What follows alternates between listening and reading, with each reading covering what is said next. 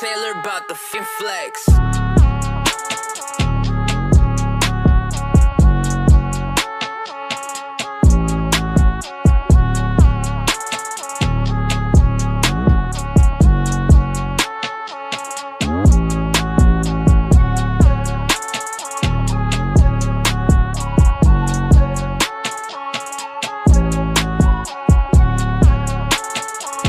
Hello everybody, and welcome to the Ozarks Sports Report YouTube show. Here joined by the head coach and some of the players from the clever Lady Jays. It's Coach Dan Jones along with Allie Clevenger, Madison Gladney, and Ruthie Brown. And for today's show, we're going to be doing a season recap with the head coach and the players from the clever Lady Jays. Recapping their games from the season, Clever went 18-9, with their 9 losses coming to Logan Rogersville, Nixa, Fort Smith Northside out of Arkansas, Nixa in the Pink and White tournament, as well as Fort Smith Northside in the Pink and White tournament, as well as Mount Vernon, Fairgrove, Ozark, Stratford, and Fairgrove in the Class 3 District 11 tournament. Guys, what was the main objective that you had going into this 2018-2019 season? The main objective? Get better every game and play Stratford in the championship. Unfortunately, we lost in the semifinals, but other than that, we had a really good journey and we beat a lot of great teams. Also, girls, same question goes to you guys. What was the main objective that you guys had going into this season? Probably just try and do our best, get better every day. I mean, you can only do so much. So I feel like for the season we did really good. And the starting 5, we had a really good connection. We went down a little bit, but we got back. Same thing Madison said. We just went out there and played our game every game and let it out all on the floor. I agree with what they said. We just want to see what we could do and do our best.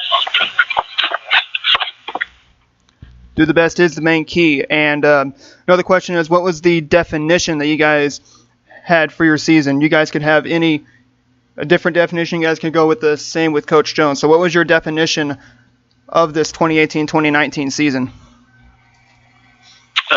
For me, I guess the defining thing would be unity, the girls playing together and us just trying to play more like a family, trying to be just, kind of one unit. So that'd kind of be my definition of our team this year.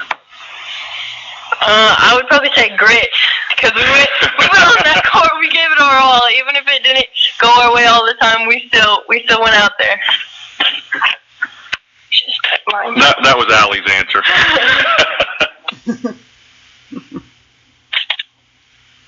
Ruthie? I agree with what Gladney said. Scrappy. There you go, scrappy, yeah. Yeah, they were. I will say the girls were real scrappy this year. We had tons of deflections, tons of steals. We gave a lot of great teams a lot of trouble defensively. Probably the second half of the season, our defense was just unbelievable. Best of any team I've ever coached here. Unfortunately, offensively we fell off a little bit, and that kind of hurt us. But we had a great team, and they really were scrappy, and they just flat got after it. It was a lot of fun to coach. And also, another topic to talk about is it's the wins. You had 18 wins on this season. What was the most important win that you guys had in this season, coming through all those 18 wins through this season? Start off with Madison Gladney. Probably Lutheran North,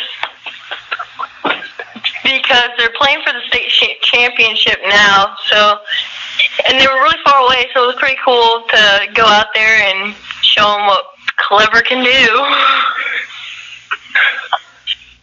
Allie.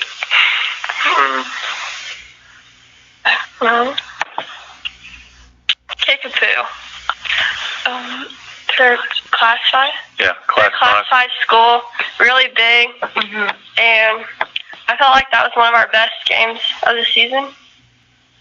I think Lutheran North was a really good win because they were a good school, and now they're playing in the state championship, and we were able to beat them, so that was good.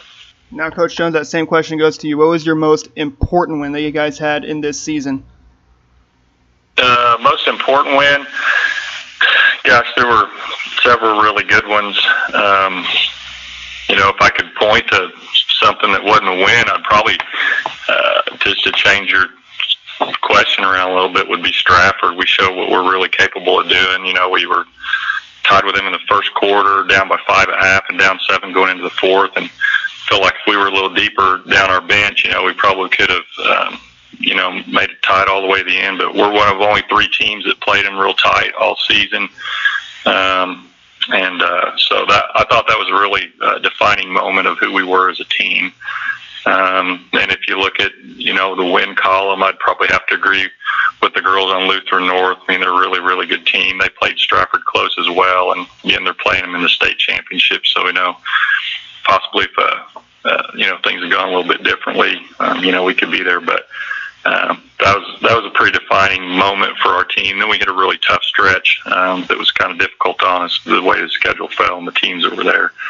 But I was really proud of the way the girls bounced back and performed. And, we won 7 of our last 9 games and just gave everybody a battle. So, but yeah, I'd say that Lutheran North game was pretty key for us on the year. Staying that same subject as wins, now it's the one that really was exciting. What was that most exciting win that you had of the season? You had to pick out those 18 wins. What was the most exciting win of the season? Go on with Coach Jones, and then we will go off to Madison Gladney to wrap it up to wrap up this segment for the wins. Okay, most exciting win, probably. Give me just a second to think about that.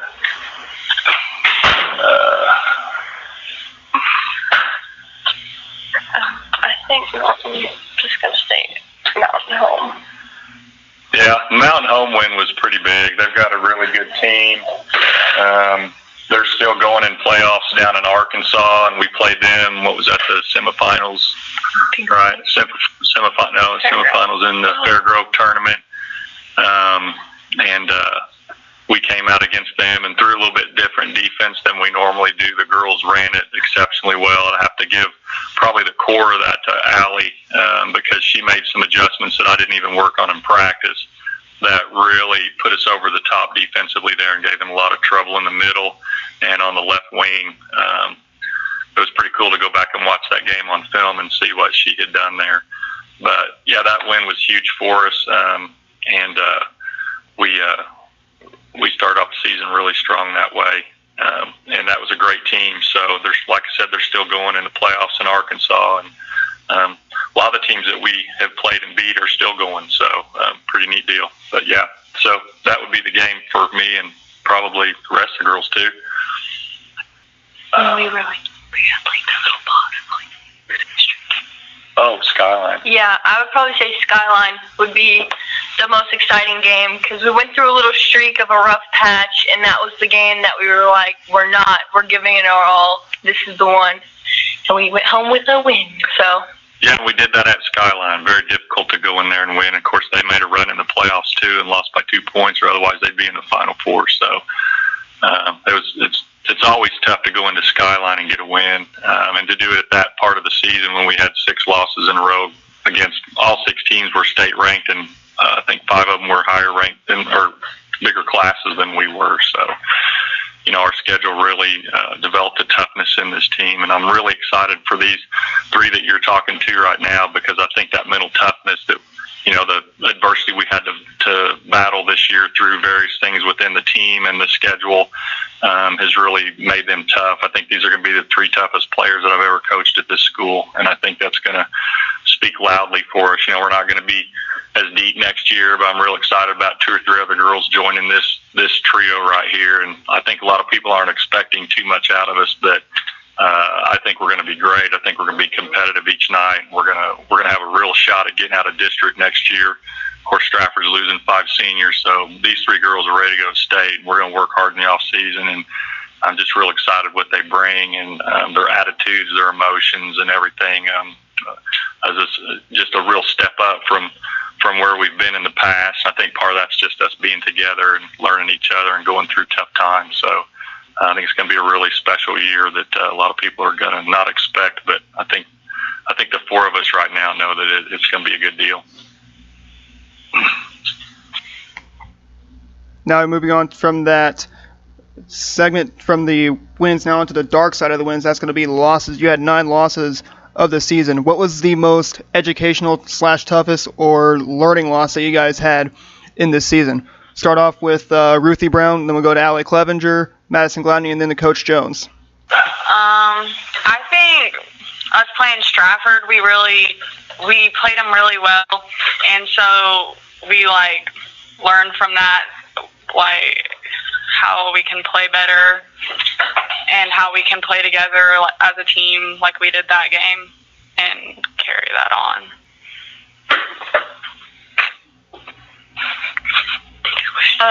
I think our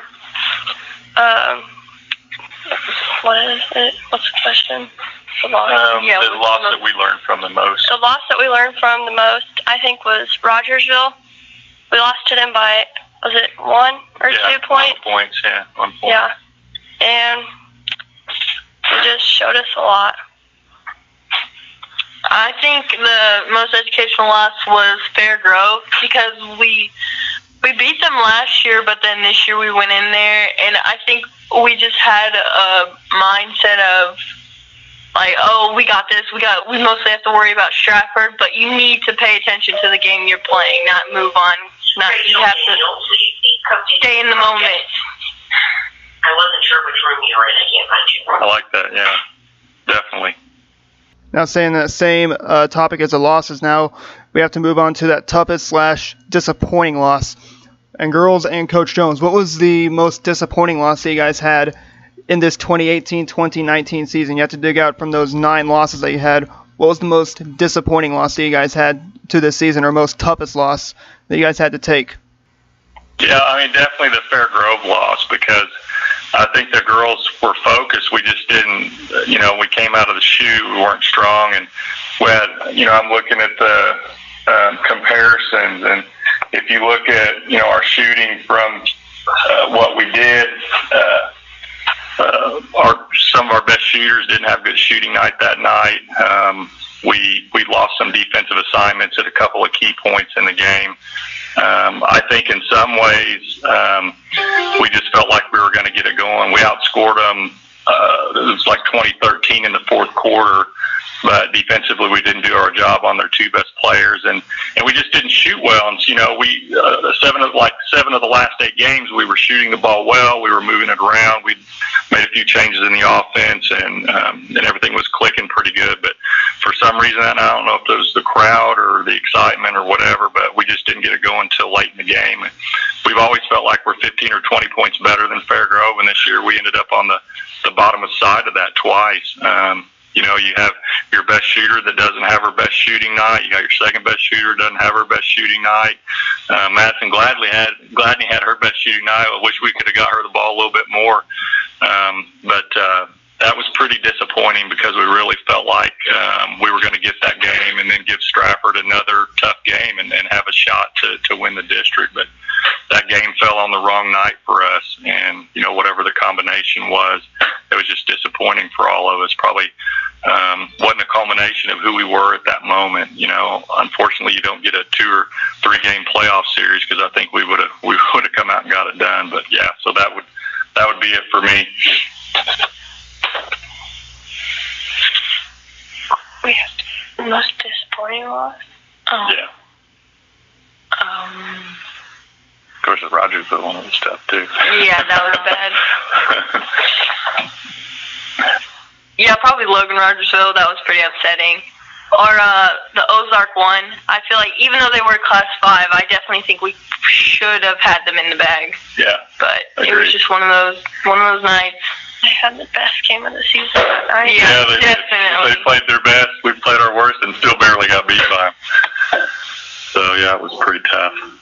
But our schedule was designed to do that, to get us tough. And I felt like it did. It got us ready for Stratford, and we just had one hiccup in there. And, unfortunately in the sports world, that happens. It happens to all great teams at one time or another, and unfortunately it happened to us. But these girls, I know, and myself, we've learned from that. And I think the leadership these 3 girls will bring next year to the younger group I'm just so excited about practices, the attitude on the court, and what this season has taught us. So, those losses are going to become very valuable, not just for next year, but throughout life, as these girls go on and do the things they do, playing in college and coaching their own teams and growing their kids. So, pretty neat experience for all of us, I think, even though some of the losses we didn't like. It's part of life, and that's why we play the game. It's not to get a bunch of wins. It's about learning and getting better and coming closer to each other and growing in unity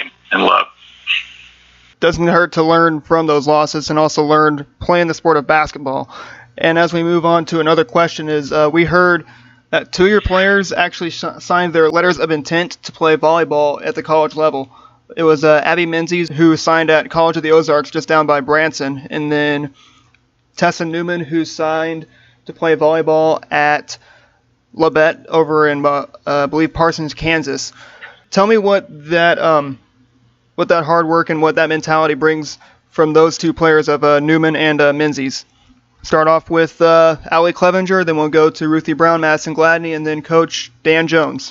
Well, I think Abby was a big part of our team this year and why we're successful. And she's got a bright future ahead of her, and I can't wait to see what she does in college. I think having both of those players who are going on to play college, not basketball, but still they're great athletes and they help us out a lot in leadership and stuff. Same with Ruthie about they're just 2 great athletic girls. They could, no matter what they play, they'd be amazing at. So just do what you love, and I guess their love is volleyball. Right. Yeah, same. They played, both of those girls have played 3 sports, and the work ethic they've had to bring in all the sports, and then have the opportunity to go play at the next level in volleyball is a good mental stretch, good mental attitude for them. So I'm excited to see where these 3 girls are going to go and what they're going to do in college. So they've all got bright futures in front of them too. So I'm pretty excited about that. Nothing wrong to have that big bright future to have in front. And one thing that we talk about is at the end of the season we have a few awards to bring out. It's the Ozarks Sports Report Male and Female Player of the Year, the Coach of the Year, the Player of the Year, Duo of the Year, and also for the fans, it's the Student Section of the Year. Now, who would you guys bring as a popular candidate for the Ozarks Sports Report Female Player of the Year, also the Duo of the Year, Coach of the Year, and the Student Section of the Year? Who would be your candidates? And also the Player of the Year. Who would be your candidates for all of those awards? From other schools or just from our school or what? It could be your school, it could be any other school, and it could be any of your girls could be a candidate. You could definitely nominate some girls from your team. Yeah, for me as a coach, I would go with Allie Clevenger as Player of the Year. I mean, just the steadiness that she brought night in and night out. Her percentages were always high. Defensively, she was guarding the best player, and she was steady through the season. I think 2 hiccups all season for her. So, yeah, I could definitely see her as being a Player of the Year candidate. Coach of the Year in Ozarks obviously is going to be Steve Frank. What he's done there has just been amazing. Not only does he have great players, but he has great discipline. He loves his team. If you follow him at all on Facebook, you see all the awesome things he does with his teams. You can tell his girls really respect him, and they work hard for him. So, hands down, I think it would have to be Frank. As far as fans are concerned, when our guys aren't playing somewhere else, I like, what they bring. I like what our fans bring for us. We always have a ton of parents and a ton of relatives that come and follow our girls, and they do a great job. I couldn't really pick any other fan base over them. And then outside of that, if I was going to If you had a most improved player category in the whole area, I'd give it to Gladney, and newcomer of the year, I'd give it to my freshman Ruthie Brown. So I guess I kind of biased towards my girls, but I see this trio sitting in front of me, and I just think how rock solid we're going to be. So I don't know as far as picking any other players for awards and stuff. I just got a mind for my team right now.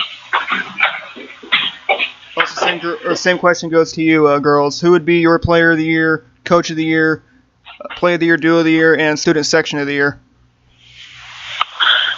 Player of the year would definitely be Allie Clevenger, because she's an absolute animal on the court. Any day, even on a bad day, she's still draining the threes. Coach of the year, I've only had one coach, and it's Coach Jones. And to be able to make me from freshman year, not even holding a basketball to what I am now, I'd say that's a pretty dang good coach. Student section of the year, probably Clever. I mean, for how small we are and how many people we get up in the stands, pretty crazy. Is that all of them? Yeah. We got duo and play. What do you mean by duo? Duo, like two players out on the court. Oh, two players together? Yes. Chemistry-wise, probably the Frank sisters. I mean, their 1-2 punch is unreal. I'm looking forward to going and seeing the state championship tonight and knowing we'd have been out there battling against them, but they're amazing. So just to watch those two girls go at it, and they're good Christian kids. They have great spirit, and they just bring it, every night. There's no weakness that you see in the game. So as a duo, it'll be those two, and next year it'll be two of these three. So same with the duo of Franks, and then was one of them favorite play, something like that? Yeah, did you have like a favorite play or something? Or best play? Allie, your turn. No, it's not. I think it's Ruthie's turn. Oh, okay. Agree with all of you. I agree with everything they've said. I think Allie's player of the year. I mean, night after night, she's draining threes. Great player. And, yeah, Coach Jones is a good coach. Yeah. Allie, what do you got? I'm Gladney, your player of the year. I'm going to go with Harper for player of the year. Because, I mean, she was just like me. If I was having an off night, she was having an on night. And if I was having on, we'd both be on. But, yeah. Now, another question that we want to talk about is what happened was when you guys went up to St. Louis, you guys played Principia. And one of your players, Harper Little, who scored her 1,000th career point. Correct me if I'm wrong, if it's her 1,000th there up in St. Louis, and she was nominated as the Ozarks Sports Report Female Player of the Week in that week. What does that say for Harper's game? What does she usually bring to the court each night, or night in and night out? Whether it's at Clever, whether it's at Stratford, maybe it could be down in Crane. What does she usually bring to the dinner table for this Clever team? Well, Harper was kind of struggling before that game. She was having a tough go of it. And I mean, honestly, Clevenger, that game, a lot of the assists that Harper had were from Allie. And she sacrificed her night to push Harper on that night. And, of course, Harper had a great night. She shot an unbelievable percentage, and it helped get her back on track, which was something that we needed. We were needing that at that point in the season because we were coming off those losses, and we really needed her to get going. And that was very helpful for Allie to really sacrifice. And even when she didn't have an assist, she was moving the ball around in such a way that Harper was able to get open and just knock down shots.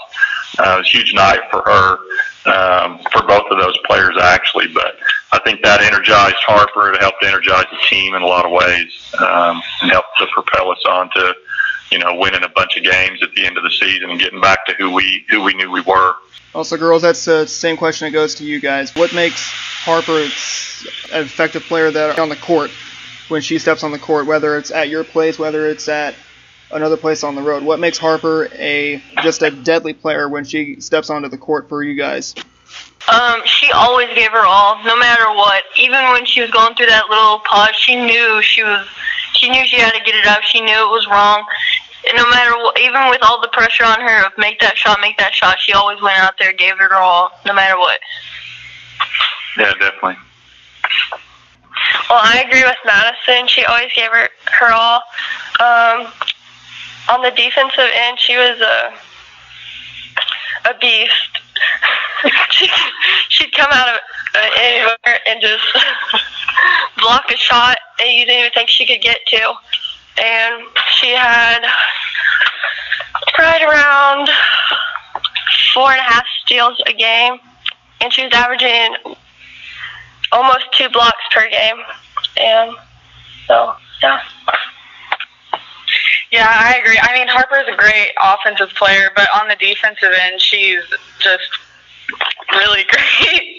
She would come out of nowhere and block shots and get steals and stuff. It was really cool.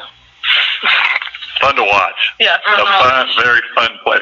Probably, and I've told her and the rest of the girls, she's one of the more fun players I've ever coached to just watch. You know, the things that she comes out of nowhere and flies through the air and blocks, 6-foot girls' shots and throws them in the stands. And she's always smiling whenever she dribbles on the court, no matter what. Yeah. I think she had 100 this year. Last year had like 78 deflections, and this year she had like 123 or something, which most of those lead to steals. So along with her 5 steals a game, you can probably throw another 3 or 4 in there that the team captured just from that. That was a huge defensive get for us to have that. So one of these girls got to pick it up in that category next year. Oh, Gladney. Well, we've run out of time. The Bells Ring girls are going to have to get out, but okay. We sure enjoyed doing this program with you. Mm-hmm. You're joined by the head coach of the Clever Lady Jays, Coach Dan Jones, after a huge win against Crane tonight. Also a hard-fought win tonight against Crane. Coach Jones, what was the main ingredients that helped deliver this win against Crane tonight? Yeah, I mean, we knew we were going to have to shut Hicks down, and if we didn't do that, we knew we was going to be in for a dogfight. So we had some trouble with her. We had some foul trouble, but we knew that was kind of the main thing tonight. Madison Hicks, who was also a league scorer. Also, your league scorer tonight was Allie Clevenger. What was going through her mind tonight to deliver those 21 points against Crane tonight? Yeah, and honestly, Clevenger was a little bit off tonight.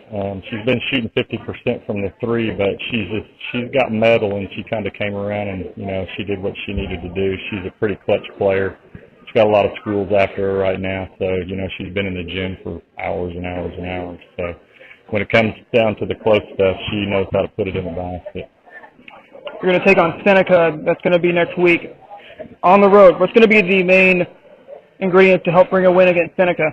Yeah, Seneca's got a lot bigger team. They're not quite as fast as Crane. I don't think they shoot the ball as well from the inside or from the outside, but they've got a nice big game. We're going to be in their gym. It's going to be 3 officials, and it's going to be a different called game, so we're going to have to be pretty cautious on how we play the game and cover up their bigs and push the basketball. I think we'll come out all right. If you had any final words to say to the head coach of the Crane Lady Pirates, that's going to be Coach Jeremy Mullins, what would your final words be to head coach Jeremy Mullins of the Crane Lady Pirates?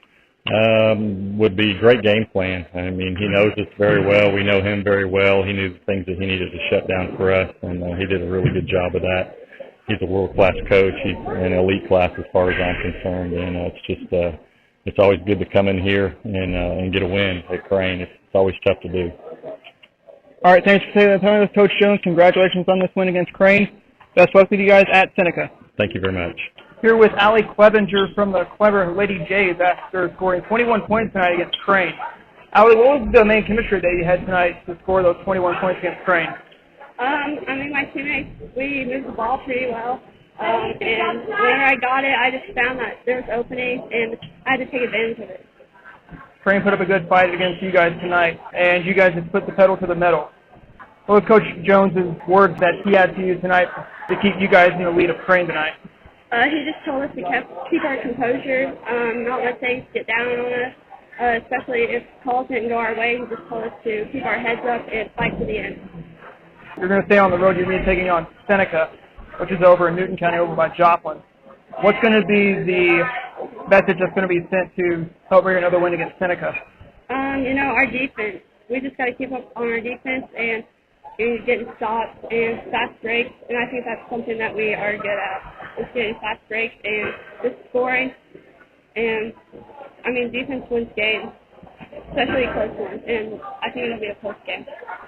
If you have any final words to say to the head coach of the Crane Lady Pirates, it's going to be Coach Jeremy Mullins. What would your final words be to Coach Jeremy Mullins of the Crane Lady Pirates? He has a great team. He's got great talent. The classes that keep coming up, they're very talented, and I think he's going to have a really good year. All right, thanks for taking the time with us, Allie. Congratulations on a big game. Best luck to you guys at Seneca. Thank you. All right, as we wrap up our show for today, we hope you enjoyed our show. We hope you enjoyed us sitting down with the girls and the head coach of the Clever Lady Jays, Coach Dan Jones. If you'd like to stay connected with the Clever Lady Jays through their social media, be sure to like them on Facebook. Also, follow them on Twitter. Their Twitter is at Clever Lady Jays B-Ball. Correct me if I'm wrong. Once again, that's Clever Lady Jays B-Ball. Also, if you want to check out us on our social media, be sure to like us on Facebook. Also, follow us on Twitter. Subscribe to our YouTube channel. Follow us on Instagram, and check out our website. Our website is ozarksportsreport.wixsite.com/ozarksportsreport. One final time, I want to thank head coach Dan Jones and Madison Gladney, Ruthie Brown, and Allie Clevenger for sitting down with us and doing this weekly recap, the season recap to recap the 2018-2019 season. From all of us at Ozark Sports Report, we congratulate the Clever Lady Jays on a great season, and we hope for them to have a better season next year. One final time, I'm Adam Smith from the Ozark Sports Report saying, have a good day, everybody.